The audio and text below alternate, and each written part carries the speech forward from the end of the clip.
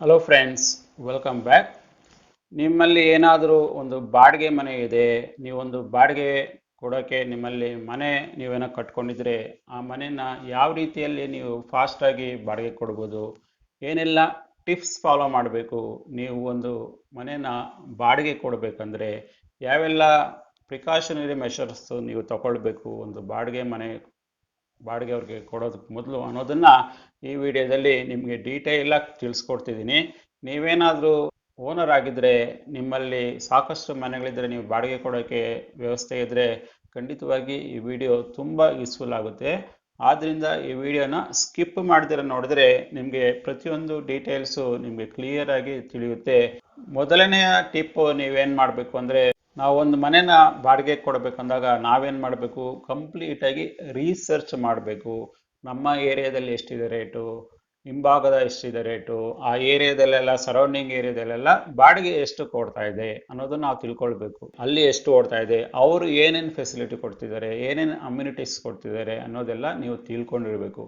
ಆಗ ನಿಮಗೆ ಐಡಿಯಾ ಬರುತ್ತೆ ನೀವು ನಿಮ್ಮ ಮನೆನ ಎಷ್ಟಕ್ಕೆ ಬಾಡಿಗೆ ಕೊಡ್ಬೋದು ಅಂತ. ಆದಷ್ಟು ನಿಮ್ಮ ಮನೆನ ರೀಸನಬಲ್ ಆಗಿ ಬಾಡಿಗೆ ಕೊಡಿ.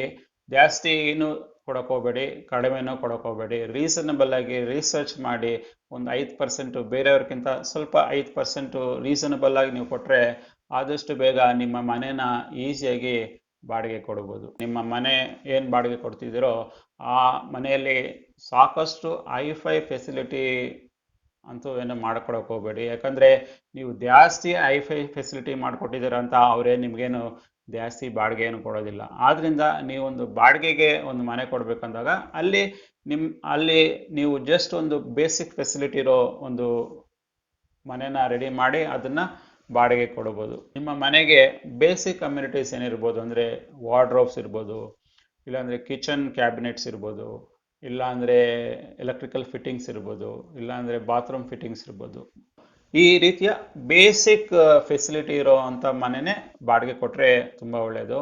ಯಾಕಂದರೆ ನೀವು ನಿಮ್ಮ ಫೆಸಿಲಿಟಿ ತುಂಬ ಐಫೈ ಆದ್ರೂ ನಿಮಗೆ ಅದಕ್ಕೆ ತಕ್ಕಂತೆ ನಿಮಗೆ ಬಾಡಿಗೆ ಅಂತೂ ಬರೋದಿಲ್ಲ. ಆದ್ದರಿಂದ ನೀವು ಇದನ್ನು ಕೂಡ ಜ್ಞಾಪಕದಲ್ಲಿ ಇಟ್ಕೊಳ್ಬೇಕು. ಯಾಕಂದರೆ ನೀವು ಇಲ್ಲಿ ಹಣನ ಇನ್ವೆಸ್ಟ್ಮೆಂಟ್ ಮಾಡಿದಾಗ ನಿಮಗೆ ಅದಕ್ಕೆ ತಕ್ಕಂತೆ ರಿಟರ್ನ್ ಅಂತೂ ಬರೋದಿಲ್ಲ. ಮತ್ತು ನೀವು ಒಂದು ಮನೆನ ಬಾಡಿಗೆ ಕೊಡಬೇಕಂದಾಗ ನೀವು ಸುಮಾರು ಜನಗಳಿಗೆ ತೋರಿಸ್ಬೇಕಾಗುತ್ತೆ. ಆಗ ನಿಮ್ಮ ಮನೆನ ತುಂಬ ನೀಟ್ ಆ್ಯಂಡ್ ಕ್ಲೀನಾಗಿ ಇಟ್ಟಿರಿ.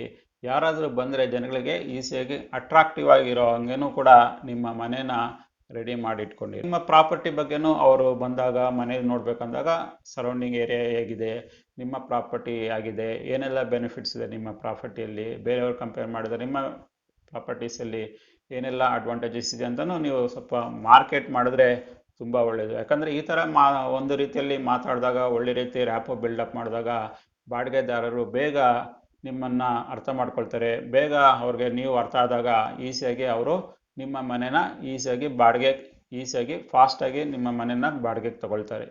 ಸೊ ಆದಷ್ಟು ನೀವೇನು ಮನೆ ಬಾಡಿಗೆ ಕೊಡಬೇಕು ಅಂದ್ಕೊಂಡಿದ್ದೀರೋ ಆ ಮನೆಗೆ ಸಿಂಪಲ್ ಆಗಿರೋ ಪೇಂಟ್ ಹಾಕ್ಸಿ, ಮತ್ತು ಆದಷ್ಟು ಲೈಟ್ ಆಗಿರೋ ಪೇಂಟ್ಸ್ ಹಾಕಿದ್ರೆ ತುಂಬ ಒಳ್ಳೆಯದು. ಯಾಕಂದರೆ ಡಾರ್ಕಲ್ಲಿ ಪೇಂಟ್ ಹಾಕಿದ್ರೆ ಅಷ್ಟು ಚೆನ್ನಾಗಿ ಕಾಣಿಸೋದಿಲ್ಲ. ನೀವು ಲೈಟಾಗಿರೋ ಪೇಂಟ್ ಹಾಕ್ಕೊಂಡ್ರೆ ತುಂಬ ಸ್ಪೇಷಿಯಸ್ ಆಗಿ ನಿಮ್ಮ ಮನೆ ಕಾಣಿಸುತ್ತೆ.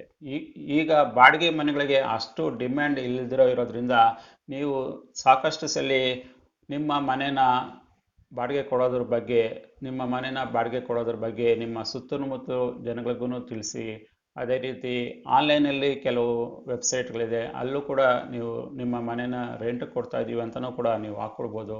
ಕೆಲವು ಕಡೆ ಬ್ರೋಕರ್ಸ್ ಇದ್ದೇ ಇರ್ತಾರೆ. ನಿಮಗೆ ಆ ಬ್ರೋಕರ್ಸ್ನ ಇನ್ವಾಲ್ವ್ ಮಾಡಬೇಕು ಅಂದ್ಕೊಂಡಿದ್ರೆ ಖಂಡಿತವಾಗಿ ನೀವು ಇನ್ವಾಲ್ವ್ ಮಾಡ್ಕೊಳ್ಬೋದು.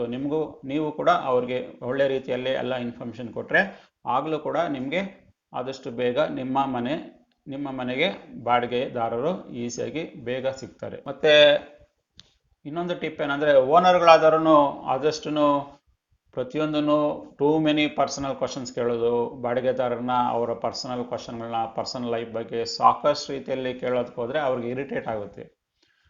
ಬಾಡಿಗೆದಾರರಿಗೆ ಎಷ್ಟು ಇನ್ಫಾರ್ಮೇಷನ್ ಬೇಕೋ ನಿಮಗೆ, ನಿಮ್ಮ ಮನೆ ಸೇಫ್ ಆಗಿರೋದಕ್ಕೆ, ನಿಮ್ಮ ಮನೆ ಸೇಫ್ಟಿ ಇರೋದಕ್ಕೆ ಅವರಲ್ಲಿ ಎಷ್ಟು ಇನ್ಫಾರ್ಮೇಷನ್ ಬೇಕೋ ಅಷ್ಟು ಮಾತ್ರ ಇನ್ಫಾರ್ಮೇಷನ್ ತಿಳ್ಕೊಳ್ಳಿ. ಇನ್ನು ಟೂ ಮಚ್ ಪರ್ಸನಲ್ ಇನ್ಫಾರ್ಮೇಷನ್ ಅಂತ ಹೋಗಬೇಡಿ. ಯಾಕಂದರೆ ಅವ್ರಿಗೆ ತುಂಬ ಇರಿಟೇಟ್ ಆದಾಗ ಅವರು ನಿಮ್ಮ ಮನೇನ ಬಾಡಿಗೆಗಂತೂ ಖಂಡಿತವಾಗಿ ತಗೊಳೋದಿಲ್ಲ. ನಾನು ಇದುವರೆಗೂ ತಿಳಿಸ್ಕೊಟ್ಟಿರೋ ಎಲ್ಲ ಟಿಪ್ಸ್ನ ಫಾಲೋ ಮಾಡಿದ್ರೆ ಖಂಡಿತವಾಗಿ ನಿಮಗೆ ಯಾರಾದರೂ ಒಬ್ಬರು ಬಾಡಿಗೆದಾರರು ನಿಮ್ಮ ಮನೆನ ಇಷ್ಟಪಟ್ಟೇ ಪಡ್ತಾರೆ. ಆಗ ಯಾರು ಆ ಮನೆನ ಇಷ್ಟಪಡ್ತಾರೋ ಅವ್ರಿಗೆ ನೀವು ಬಾಡಿಗೆ ಕೊಡೋಕೆ ಮೊದಲು ನೀವು ಒಂದು ರೆಂಟಲ್ ಅಗ್ರಿಮೆಂಟ್ ಅಂತೂ ಖಂಡಿತವಾಗಿ ಮಾಡಿಸ್ಕೊಳ್ಬೇಕಾಗುತ್ತೆ. 11 ತಿಂಗಳು ರೆಂಟಲ್ ಅಗ್ರಿಮೆಂಟ್ ಮಾಡಿಸ್ಕೊಂಡು ಅದರಲ್ಲಿ ನೀವು ಕ್ಲಿಯರ್ ಆಗಿ ಪ್ರತಿಯೊಂದು ಇನ್ಫಾರ್ಮೇಷನ್ನು ಅಗ್ರಿಮೆಂಟಲ್ಲಿ ನೀವು ಮೆನ್ಷನ್ ಮಾಡ್ಕೊಳ್ಬೇಕಾಗುತ್ತೆ.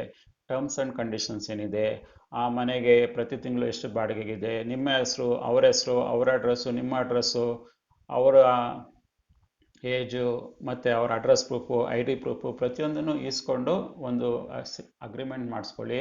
ಅಗ್ರಿಮೆಂಟ್ ಮಾಡಿಸ್ಕೊಂಡು ಅದರಲ್ಲಿ ಟರ್ಮ್ಸ್ ಆ್ಯಂಡ್ ಕಂಡೀಷನ್ಸು ಮತ್ತು ಇನ್ ಕೇಸ್ ಏನಾದ ಅವರು 11 ತಿಂಗಳು ಮೊದಲೇ ಬಿಡಬೇಕಂದ್ರೆ ಏನು ಮಾಡಬೇಕು, ಇಲ್ಲಾಂದರೆ ನೀವು 11 ತಿಂಗಳಾಗೋದ್ಮೇಲೆ ಅವ್ರನ್ನ ಯಾವ ರೀತಿ ಮನೆಯಿಂದ ಬಿಡಿಸ್ಬೋದು ಅನ್ನೋ ಪ್ರತಿಯೊಂದು ಕ್ಲಾಸಸ್ಸನ್ನು ಅದರಲ್ಲಿ ಮೆನ್ಷನ್ ಮಾಡಿ, ಎಷ್ಟು ಅಡ್ವಾನ್ಸ್ ಇಸ್ಕೊಳ್ತಾ ಇದ್ದೀರಾ ಅದನ್ನು ಮೆನ್ಷನ್ ಮಾಡಿ, ಮತ್ತು ನಿಮ್ಮ ಮನೆಯಲ್ಲಿ ಏನೆಲ್ಲ ಅಮ್ಯುನಿಟೀಸ್ ಇದೆ, ಏನೆಲ್ಲ ಫಿಟ್ಟಿಂಗ್ಸ್ ಇದೆ, ಏನೆಲ್ಲ ಫಿಕ್ಚರ್ಸ್ ಇದೆ ಪ್ರತಿಯೊಂದನ್ನು ಕೂಡ ಅದರಲ್ಲಿ ಡೀಟೇಲಾಗಿ ಮೆನ್ಷನ್ ಮಾಡಿ. ಯಾಕಂದರೆ ನಾಳೆ ಮನೆ ಬಿಡಬೇಕಾದಾಗ ಆಗ ನಿಮಗೂ ಅವ್ರಿಗೂ ಯಾವುದೇ ಪ್ರಾಬ್ಲಮ್ ಇರೋದಿಲ್ಲ.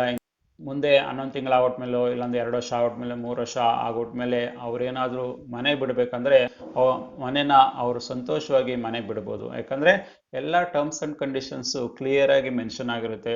ಎಲ್ಲ ಡೀಟೇಲ್ಸು ರೆಂಟಲ್ ಅಗ್ರಿಮೆಂಟಲ್ಲಿ ಕ್ಲಿಯರಾಗಿ ಮೆನ್ಷನ್ ಆಗಿರೋದ್ರಿಂದ ನಾಳೆ ಯಾವುದೇ ಪ್ರಾಬ್ಲಮ್ಗಳು ಬರೋದಿಲ್ಲ. ಯಾಕಂದರೆ ಕನ್ಫ್ಲಿಕ್ಟ್ ಆಗೋದಿಲ್ಲ. ಕನ್ಫ್ಲಿಕ್ಟ್ ಆಗಲ್ಲ ಅಂದಾಗ ನೀವು ಈಸಿಯಾಗಿ ನೀವು ಏನು ಅಡ್ವಾನ್ಸ್ ತೊಗೊಂಡಿರ್ತೀರೋ ಆ ಹಣನ ಅವ್ರಿಗೆ ವಾಪಸ್ ಕೊಡ್ಬೋದು. ಯಾಕಂದರೆ ಸಾಕಷ್ಟು ರೀತಿಯಲ್ಲಿ ನನ್ನ ಎಕ್ಸ್ಪೀರಿಯನ್ಸ್ ಪ್ರಕಾರ ನಾವು ಬಾಡಿಗೆ ತೊಗೊಳ್ಬೇಕಾದಾಗ ಅಷ್ಟು ಪ್ರಾಬ್ಲಮ್ ಆಗಲ್ಲ. ಬಾಡಿಗೆ ಮನೆ ಬಿಟ್ಟು ಹೋಗ್ಬೇಕಂದಾಗ ಸಾಕಷ್ಟು ರೀತಿಯಲ್ಲಿ ಓನರ್ಗಳು ತೊಂದರೆ ಕೊಡ್ತಿರ್ತಾರೆ. ಯಾಕಂದರೆ ಅಲ್ಲಿ ಕ್ಲಿಯರಾಗಿ ಮೆನ್ಷನ್ ಮಾಡಿರೋದಿಲ್ಲ. ಪೇಂಟ್ ಹಾಕ್ಸ್ಕೊಡ್ಬೇಕು, ಮನೇನ ಹಾಳು ಮಾಡಿಬಿಟ್ಟಿದ್ದೀರಾ, ಆ ಸಾಮಾನು ಕಿತ್ತಾಕಿದ್ದೀರಾ, ಈ ಸಾಮಾನು ಕಿತ್ತಾಕಿದ್ದೀರಾ ಅಂತ ಕೊಟ್ಟಿರೋ ಹಣದಲ್ಲಿ ಡಿಡಕ್ಟ್ ಮಾಡಿ ನಿಮಗೆ ಹಣ ಕೊಡ್ತಾರೆ ಬಾಡಿಗೆದಾರರಿಗೆ. ಯಾಕಂದರೆ ನಾವು ಒಂದು ಮನೆಯಲ್ಲಿ 1 ವರ್ಷ 2 ವರ್ಷ ಇದ್ದಾಗ ನಾವು ಆ ಮನೆನ ಒಳ್ಳೆ ರೀತಿಯಲ್ಲಿ ಬಿಟ್ಟು ಹೋಗ್ಬೇಕಾಗುತ್ತೆ.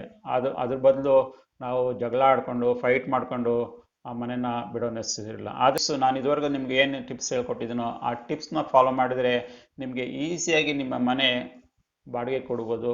ನೀವು ನಿಮ್ಮ ಮನೇನ ಫಾಸ್ಟಾಗಿ ನಿಮ್ಮ ಮನೇನ ಬಾಡಿಗೆ ಕೊಡ್ಬೋದು. ಮತ್ತು ಯಾವುದೇ ಪ್ರಾಬ್ಲಮ್ ಇಲ್ದಿರೂ ಕೂಡ ನಿಮ್ಮ ಮನೇನ ಬಾಡಿಗೆ ಕೊಟ್ಟು ಅವರಿಂದ ಬಾಡಿಗೆ ತಗೊಂಡು ನಿಮ್ಮ ಮನೆ ಬಾಡಿಗೆಯವರು ಮನೆ ಬಿಟ್ಟು ಹೋದಾಗೂ ಕೂಡ ಯಾವುದೇ ಸಮಸ್ಯೆ ಇಲ್ದಿರ ಈಸಿಯಾಗಿ ಪ್ರಾಬ್ಲಮ್ಗಳನ್ನ ಸಾಲ್ವ್ ಮಾಡ್ಕೊಳ್ಬೋದು ಅನ್ನುವ ಮೂಲಕ ಈ ವಿಡಿಯೋನ ಇಲ್ಲಿಗೆ ಎಂಡ್ ಮಾಡ್ತಾ ಇದ್ದೀನಿ. ನಿಮಗೆ ಈ ವಿಡಿಯೋ ಇಷ್ಟ ಆಗಿದ್ರೆ ಖಂಡಿತವಾಗಿ ಲೈಕ್ ಮಾಡಿ, ಮತ್ತು ನೀವು ನಮ್ಮ ಸಕ್ಸಸ್ ಲೋಕ ಯೂಟ್ಯೂಬ್ ಚಾನಲ್ ಇದುವರೆಗೂ ಸಬ್ಸ್ಕ್ರೈಬ್ ಮಾಡ್ಕೊಳ್ಳಿ ಅಂದರೆ ಖಂಡಿತ ಸಬ್ಸ್ಕ್ರೈಬ್ ಮಾಡ್ಕೊಳ್ಳಿ, ಮತ್ತು ಬೆಲ್ ಐಕನ್ ಕ್ಲಿಕ್ ಮಾಡಿದ್ರೆ ನಮ್ಮ ಎಲ್ಲ ಮುಂದಿನ ವಿಡಿಯೋಗಳು ನಿಮಗೆ ಖಂಡಿತವಾಗಿ ಸಿಗುತ್ತೆ. ನಾವು ಸಿಗೋಣ ಮತ್ತೊಂದು ವಿಡಿಯೋದಲ್ಲಿ.